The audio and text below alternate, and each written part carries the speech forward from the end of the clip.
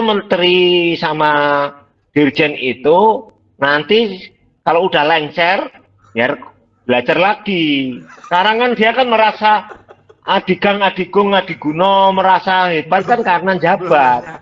Bentar lagi nggak jabat itu. Nggak jabat, nggak bakalan itu jabat. Udahlah, bentar lagi nggak jabat. Tinggal nunggu waktu aja, gitu loh. Oke, ya pastilah ganti presiden, ganti menteri lah. Ya bisa nggak ini dulu Pak Jokowi. Sekarang kan gerbangnya udah beda. Oh iya, gerbongnya.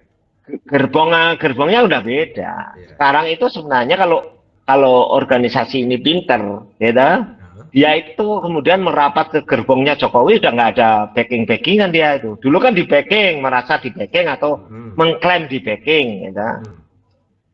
Mengklaim Jokowi ini, udah ada beberapa yang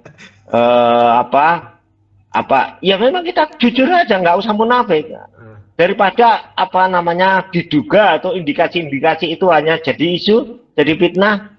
Apa betul ada menteri yang ikut campur misalnya gitu? Lu nyatanya judulmu ada dalangnya, ya? Betul. Betul. Nah betul, dirjen ikut campur atau ini kan? Nah betul atau tidak itu kan harus dibuktikan nantinya. Nggak bisa kemudian jadi fitnah, jadi pergunjingan, kemudian jadi bola panas terus kayak gini. Nanti akan dibuktikan. Harusnya cara membuktikan gimana? Ya mending yang merasa mereka sesuai dengan hukum ya. Kalau lewat jalur-jalur PN juga nggak bisa. PN ini nggak bisa. Karena organisasi kita itu jalur keluarnya itu nggak ada. Penyelesaian secara ini tuh susah. Itu nanti itu ke depan tuh harus dirubah semuanya. Ya, betul. Harus dirubah, ditata yang baik. Disempurnakan lah ya. Iya, disempurnakan. Itu kalau kondisi seperti ini kan enggak ya. Kang Bro, oke kita nunggu waktu. Anggota menunggu waktu. Tapi kalau kondisi seperti ini kan membuat bingung anggota. Mau ikut mana? Mau rekomendasi? Mau ikut UKN yang mana? Magang anggota yang mana? Sekarang kan selalu ngomong anggota yang mana? KTA. Anggota yang punya KTA. Yang anggota punya KTA, ya tentunya ikut yang sesuai ADART. Kenapa kok bingung? Kalau anggota yang cerdas pintar kan sesuai ADART. Kalau enggak kan itu risiko dia. Orang di pasal 8 itu selalu saya ulang. Itu risikonya itu kalau nggak mengakui kongres sampai melanggar kongres itu bisa dipecat dari anggota. Ya. Pasal 8 huruf 1 ayat 1 huruf F. Iya, risikonya sampai seperti itu. Lah, anggota itu disadarkan. Kayak kita wawancara gini dan sebagainya. Ya harus terus terang, jangan dibungkus yang enggak, jangan ya terus terang aja, jangan dan tutupin. Betul, tapi kan dengan ada yang nggak mengikuti sesuai AD, dia diangkat jadi notaris. Yang mengikuti malah belum diangkat-angkat. Ya kalau pengangkatan notaris itu kan tergantung menteri loh. Sama itu kan, kalau itu kan bukan urusan kita juga nggak boleh ikut campur. Orang menteri mau ngangkat tanpa prosedur itu haknya dia. Iya sih. Iya, emang kita boleh. Itu kan dia punya kewenangan. Kalau itu aku nggak mau campur. Mau diangkat 1000 juga nggak ada masalah sepanjang itu kan kewenangan ada di dia. Masalah mengikuti prosedur atau enggak itu nanti kan dipertanggungjawabkan di belakang hari. Kalau ada yang berani misalnya nggak sesuai aturan undang-undang ya juga. Tapi kalau misalkan nggak berani ya diem aja lah.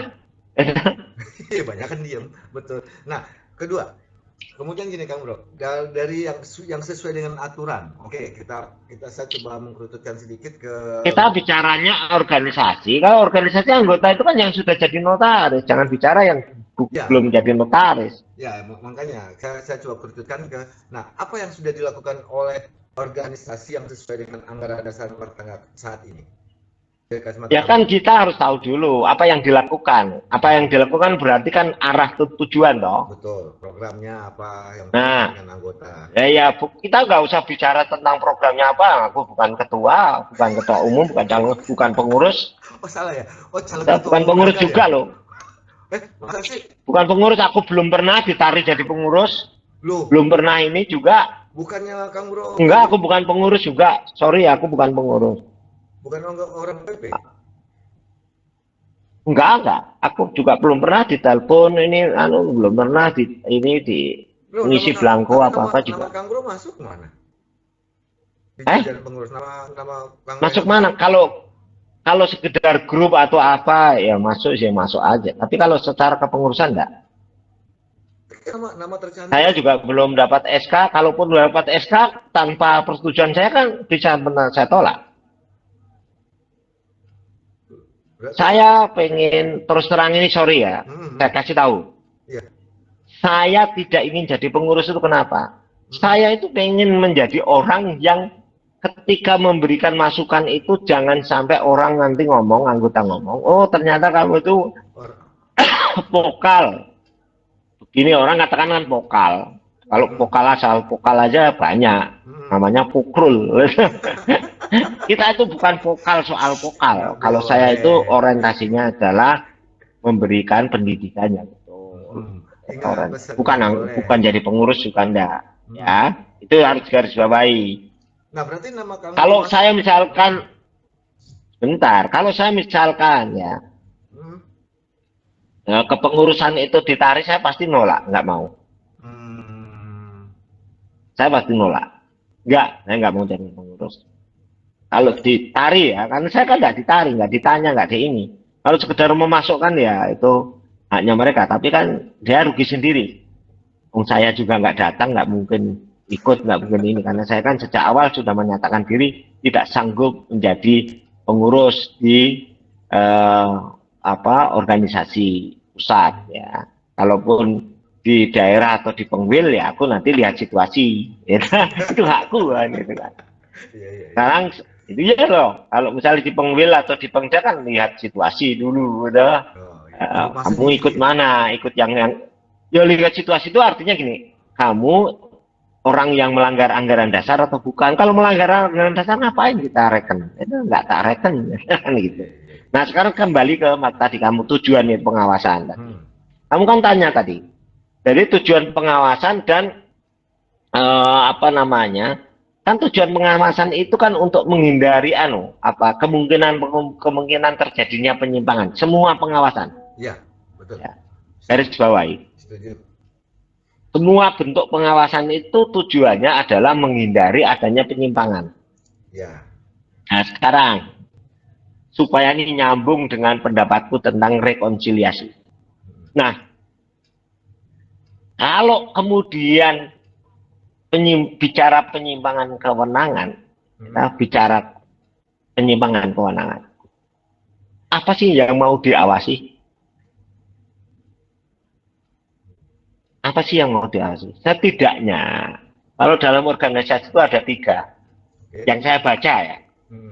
Yang saya baca dari kajian teori tentang organisasi. 1. Yang pertama namanya budgeting. Budgeting. Keuangan. Budgeting. Ya, budgeting, keuangan dan sebagainya. Kenapa kok perlu diawasi? Nah, itu bukan haknya si pemimpin organisasi dan uang umat. Pengurus. Itu hak anggota, hanya ngelola. Mahfud saat titip duit. Mahfud itu harus saya awasi. Buat beli apa, pakai buat apa. Ya. Dipahami dulu, makanya kan namanya budgeting. Yang kedua, pengawasan itu berkaitan dengan yang disebut dengan prosedural. Prosedur, oke. Aturan. Prosedural. Iya. Nanti kalau kamu nggak percaya ini, kamu di dalam ada kajian teori sistem, treatment, ya.